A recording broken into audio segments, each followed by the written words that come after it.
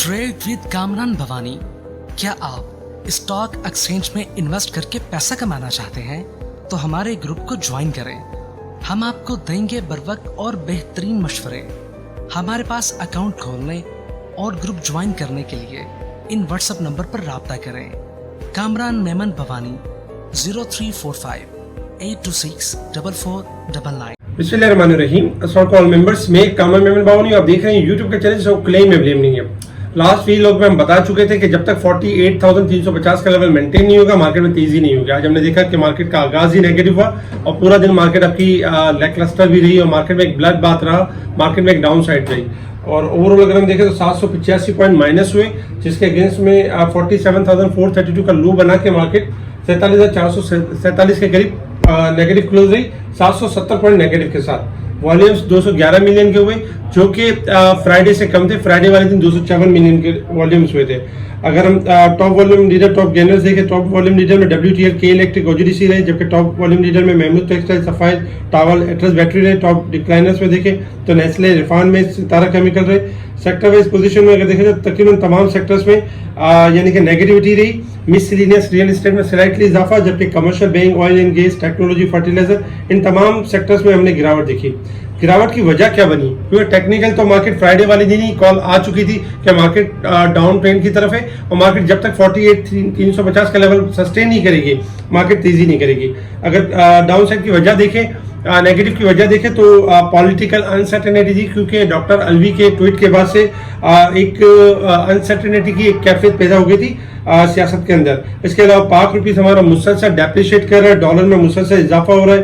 आज भी डॉलर में इजाफा हुआ, तकरीबन 2 रुपये का इजाफा हुआ, पाक रुपीस डेप्रिशिएट हुआ।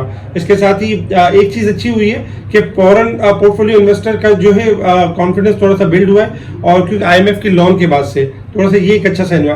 FTSE की तरफ से अगर देखा जाए तो 12 कंपनी को रिमूव किया गया और 2 कंपनियों का डाउनग्रेड किया गया। ये भी एक नेगेटिव की न्यूज थी। AKBL की तरफ से अगर देखा जाए तो 39% प्रॉफिट में इजाफा हुआ, ग्रोथ हुई, 39% प्रॉफिट में ग्रोथ हुई। आज की कुछ बोर्ड मीटिंग्स ये थी जिसमें ऑर्गेनिक मीट यानी कि मीट था, अस्करी बैंक था और इंटरनेशनल स्टील के रिजल्ट थे। इसके साथ ही जो गर्दिशी कर्जे खत्म करने के हवाले से जो बात चल रही थी, कम करने के हवाले से जो बात चल रही थी, उसमें देखा जाए तो रवा माली साल के इख्तिताम पर पावर सेक्टर का गर्दिशी कर्जा 2128 अरब रुपए तक लाया जाएगा और 182 अरब रुपए का प्लान मंजूर कर लिया। ये एक पॉजिटिव न्यूज थी पावर सेक्टर के लिए। लेकिन चूंकि पावर सेक्टर के हवाले से अगर हम देखें तो निशात पावर का रिजल्ट रहा जिसमें 3 रुपए का कैश डिविडेंड दिया। दरअसल लाल पीर पावर ने 15 रुपए कैश डिविडेंड दिया था। इसी को सोच रखते हुए जो निशात पावर में इन्वेस्ट कर रहे थे, जो NCPL में इन्वेस्ट कर रहे थे, उनको ये लगता था कि यानी 15 रुपए इनमें भी कैश डिविडेंड होगा। लेकिन अगर देखा जाए तो हम मुसलसल लास्ट वीक में भी निशात पावर, निशात यानी NCPL, NPL और दूसरे भी और स्टॉक थे जिनमें हम सेल कॉल चला रहे थे। आज भी हमने सेल कॉल दी मार्केट स्टार्ट होने के बाद और हमने बताया कि इनमें बाइंग ना करें, ये लोअर लोग लग सकते हैं। आज हमने देखा कि इनके लोअर लोग लगते हुए नजर आए।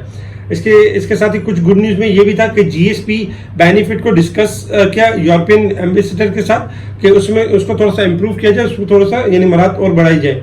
Government cap incentive for refineries upgrade projects, government मजीद मराहत दे रही है रिफाइनरीज के हवाले से, जो रिफाइनरीज के लिए एक तो अच्छा और एक पॉजिटिव साइन था। इसके साथ ही अगर हम देखें तो इंटरनेशनल मार्केट की तरफ मूव करें तो इंटरनेशनल मार्केट में इस वक्त जो क्रूड ऑयल ट्रेड कर रहा है तकरीबन $81.61 के पास ट्रेड कर रहा है। क्रूड ऑयल के हवाले से देखा जाए स्लाइटली रिकवरी हुई है। 83 जो रेजिस्टेंस लेवल बनता है क्रूड ऑयल का, अगर ये लेवल ब्रेक होता है तो अपसाइड की तरफ है, अदरवाइज वंस अगेन 81 से लेकर 79 के एरिया मीट कर सकता है डाउन साइड की तरफ।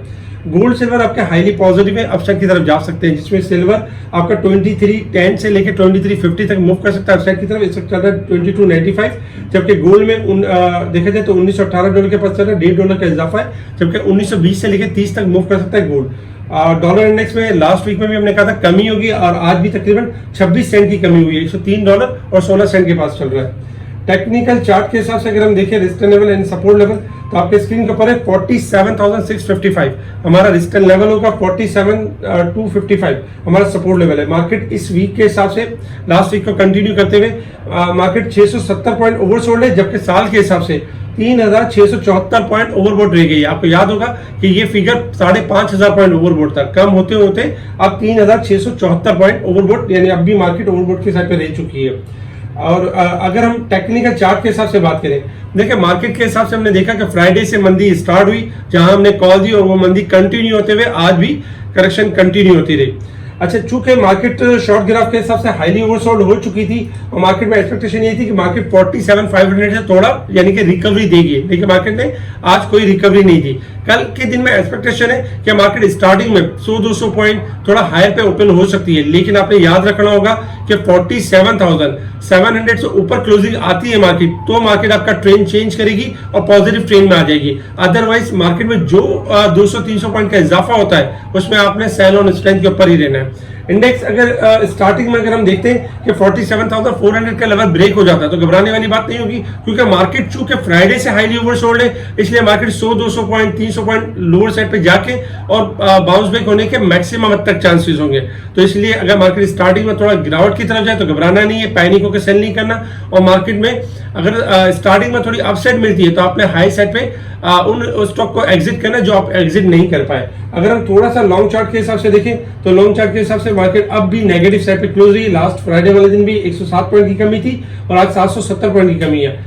इंडेक्स में अगर हम लॉन्ग ग्राफ के हिसाब से सपोर्ट देखें तो मेजर सपोर्ट लेवल तो मार्केट के काफी दूर है, 46,000 के अराउंड बनता है, यानी कि 46,200 के अराउंड बनता है, 200 से लेकर 400 के अराउंड बनता है। लेकिन अगर हम रेजिस्टेंस लेवल देखें तो इंडेक्स को ब्रेक करना होगा कल के, यानी कल के दिन एक अच्छी क्लोजिंग देनी होगी 48,000 से अबव। अगर 48,000 से अबव क्लोजिंग आएगी तो आपका लॉन्ग यानी कि ग्राफ बेहतर होगा। तो इन शॉर्ट ये है कि मार्केट का लॉन्ग ग्राफ नेगेटिव साइड पर है, लेकिन शॉर्ट रिकवरी आ सकती है जिसमें आपको एग्जिट का मौका मिल सकता है। 47,400 का लेवल ब्रेक करे तो आपने पैनिक नहीं होना है, थोड़ा सा डिप के बाद रिबाउंड एक्सपेक्टेड है।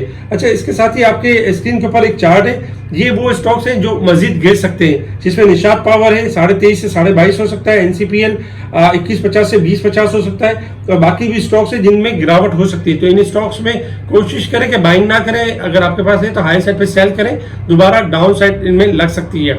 मार्केट के हवाले से टाइमली हम अपडेट कर रहे हो, तो आज भी हमने काफी कॉल्स दी, सेलिंग की कॉल दी, जिसमें बहुत सारे हमारे टारगेट्स अचीव हुए जिनके स्क्रीनशॉट आपके स्क्रीन के ऊपर है। इसी तरीके से हम रोकते रहे बाइंग से मार्केट में फ्राइडे वाले दिन से कि मार्केट आपकी ओवरबोट की साइड पर आ चुकी है, करेक्शन को डन करेगी। टेक्निकल कॉल दी जाती है स्पेशल ग्रुप में, जिसमें इंडेक्स के हवाले से, स्टॉक के हवाले से अपडेट दी जा रही होती है। स्पेशल ग्रुप से जुड़ने के लिए आप कांटेक्ट कर सकते हैं मेरी टीम को। ठीक है जी, शुक्रिया। कामरान मेमन बावानी, अल्लाह हाफिज।